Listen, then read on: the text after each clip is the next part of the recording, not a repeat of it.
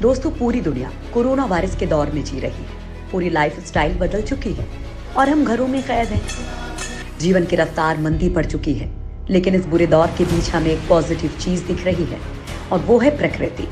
पृथ्वी अपने घाव फिर से भरने में लगी है।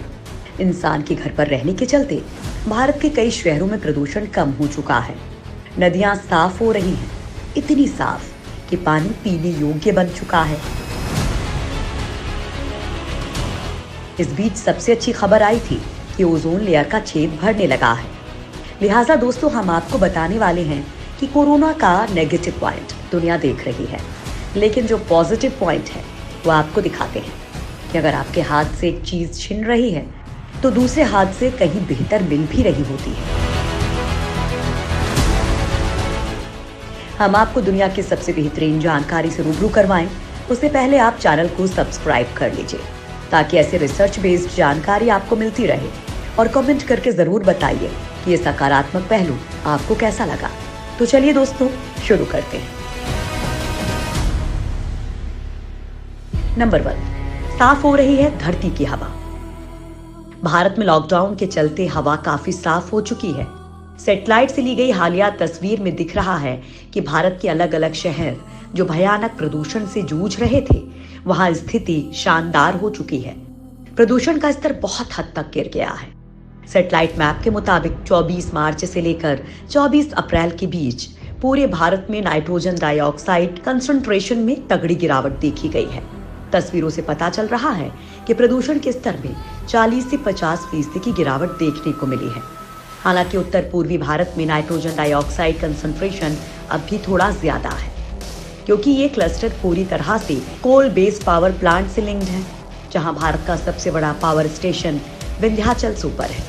पावर प्लांट और गाड़ियों से नाइट्रोजन डाइऑक्साइड सामान्य तौर पर निकलता है। इससे पर्यावरण बहुत दूषित होता है।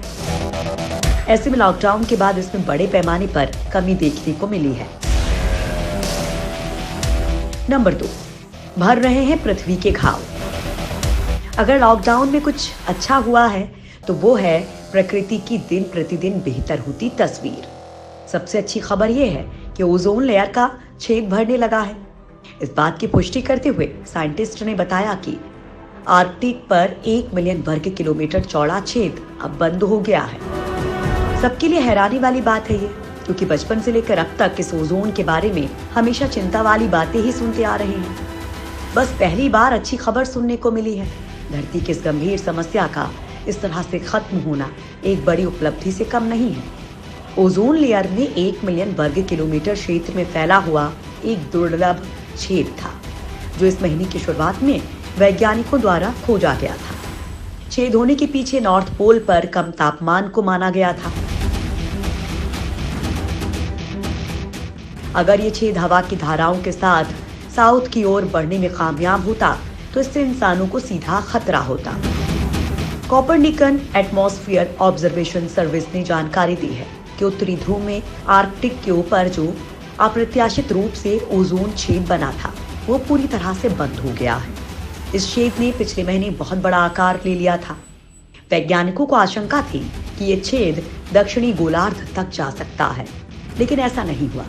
वैज्ञानिकों का मानना है कि कोरोना संकट के समय इस घटना का होना महज संयोग है। वैज्ञानिकों का मानना है कि इस छेद के बंद होने की वजह समतापमंडल का गर्म होना है। अप्रैल महीने से उत्तरी ध्रुव का तापमान बढ़ना शुरू हो जाता है। इस कारण आर्कटिक के ऊपर की समतापमंडल परत भी गर्म होने लगी और ओजोन परत में ओजोन की मात्रा बढ़ने लगी, यानी वो छेद बंद हो गया। पृथ्वी के वायुमंडल में क्षोभ मंडल और समताप मंडल के बीच 15 से 30 किलोमीटर में ओजोन की बहुतायत होती है, जिसे ओजोन परत कहते हैं। ये सूर्य से आने वाली हानिकारक अल्ट्रावायलेट किरणों को रोक देती है। ओजोन परत में छेद का मतलब उस क्षेत्र में ओजोन की मात्रा बहुत ही कम हो जाना होता है। आमतौर पर ओजोन परत में छेद का मतलब अंटार्कटिका के ऊपर वाले छेद को माना जाता है, जो दशकों से बड़ा होता जा रहा है। उसके बड़े होने के पीछे की वजह वायु प्रदूषण माना जाता है।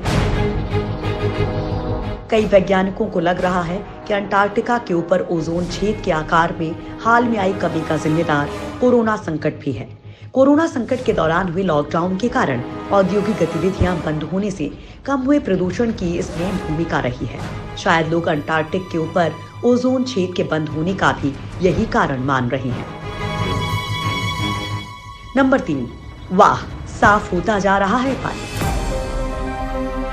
देश भर में लॉकडाउन की वजह से फैक्ट्रियां बंद हैं, कल कारखाने रुके हैं, यहाँ तक कि इंसान भी अपने घरों में सिमटा हुआ है।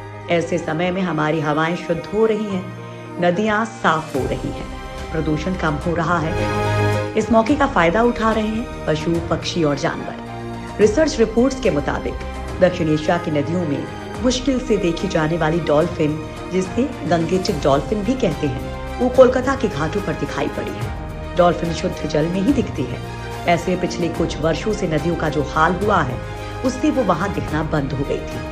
अब ये एक अच्छा संकेत है कि डॉल्फिन घाटों में दिखाई दे रही हैं। पर्यावरणविदों के लिए भी ये आश्चर्य का विषय बना हुआ है। करीब 30 साल पहले तक गंगेटिक डॉल्फिन कोलकाता के अलग अलग घाटों पर आसानी से दिखाई पड़ती थी, लेकिन जैसे जैसे जल प्रदूषण बढ़ता गया, ये दिखाई देनी बंद हो गई। नंबर 4, नदियों के लिए वरदान बना लॉकडाउन। लॉकडाउन के कारण प्रकृति को लगातार फायदा हो रहा है। गंगा, यमुना, नर्मदा जैसी नदियों के पानी की गुणवत्ता में सुधार की तगड़ी रिपोर्ट है। हरिद्वार और ऋषिकेश में पानी में घुले डिसॉल्व्ड सॉलिड की मात्रा में 500% की कमी आई है। लिहाजा गंगा का पानी कई साल बाद पीने लायक हो चुका है। तो वहीं मटमैली नदी में तब्दील हो चुकी यमुना और नर्मदा का पानी भी बिल्कुल क्लियर हो चुका है। चूंकि जहरीला औद्योगिक कचरा भारत में नदियों के प्रमुख प्रदूषकों में से एक है और फिलहाल सारे कारखाने बंद हैं, लिहाजा इसका सकारात्मक असर नदियों पर पड़ा है। नदियों के पानी में 60% से ज्यादा का सुधार देखा जा रहा है। नर्मदा नदी के पानी में तो अब पशु पक्षी आजाद घूम रहे हैं। फिलहाल नर्मदा का 10 फीट की गहराई तक का पानी साफ दिख रहा है। पारदर्शिता बढ़ चुकी है। नर्मदा के पानी का TDS पहले 126 मिलीग्राम प्रति लीटर मापा गया था, जो अब 70 तक पहुंच चुका है। आपको बता दें कि मिनरल वाटर का TDS 55 से 60 मिलीग्राम प्रति लीटर रहता है। नंबर 5, नासा ने बताया साफ हुआ देश का आसमान। नासा के एक सैटेलाइट ने पिछले 20 साल में उत्तरी भारत में सबसे कम एरोसोल स्तर मापा है और इसके पीछे सबसे मुख्य वजह मानवीय गतिविधियों का कम हो जाना है। एरोसोल ऐसे बहुत छोटे सॉलिड और लिक्विड पार्टिकल्स होते हैं जो विजिबिलिटी कम करने के साथ इंसानों के फेफड़े और दिल को प्रभावित करता है। इंसानों द्वारा बना एरोसोल प्रदूषण के घातक स्तर को बढ़ाता है। इंसान फसलों को जलाकर, जैविक ईंधन जलाकर ये पैदा करते हैं, जबकि ज्वालामुखी, जंगल में लगी आग और आंधी आदि से प्राकृतिक एरोसोल पैदा होते हैं। नासा ने मैप के जरिए इस स्तर को दिखाया है। इसके लिए साल 2016 से 2020 के मार्च 31 से अप्रैल 5 तक की अवधि में तस्वीरें ली गई हैं। एरोसोल ऑप्टिकल डेप्थ के डेटा को नासा की टेरा सैटेलाइट के मॉडरेट रेजोल्यूशन इमेजिंग स्पेक्ट्रोरेडियोमीटर यानी कि मॉडीज द्वारा लिया गया है। नंबर 6, 75 साल में पहली बार साफ निर्मल धरा। वर्ल्ड हेल्थ ऑर्गेनाइजेशन के अनुसार हर साल दुनिया में प्रदूषण के चलते 7 मिलियन लोगों की मौत होती है।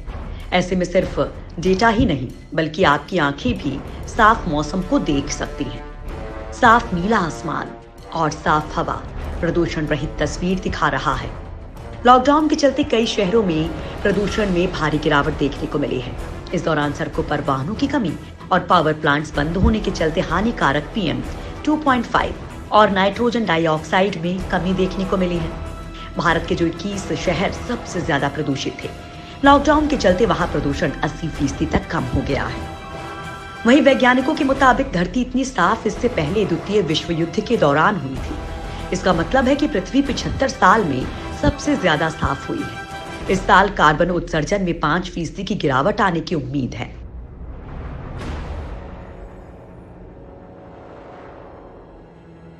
नंबर 7, मुंबई में दिखाई दिए हजारों फ्लैमिंगोस।